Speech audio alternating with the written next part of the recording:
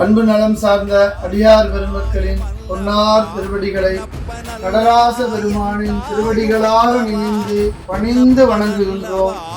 நமது அடுத்த உழவார திருப்பணி எதிர்வரும் 11/5/2025 மே மாதம் ஞாயிற்றுக்கிழமை திரு உத்தரகோசமங்கை உலகத்தின் முதல் சிவாலயம் என்று அழைக்கப்படும் அருள் தரும் மங்களேஸ்வரி அம்மை உடனமர் அருள்மிகு மங்களநாதர் ஆலயத்தில் நடைபெற இருக்கின்றது. தங்களால் முடிந்த நிதி காணிக்கையும் கொடுத்து அடியார்களுக்கு அன்னம் பாலிப்பு செய்வதற்கும் அடியார் பெருமக்கள் உதவி செய்திட வேண்டுமாய் உங்களை பணிந்து கேட்டுக்கொள்கிறோம்.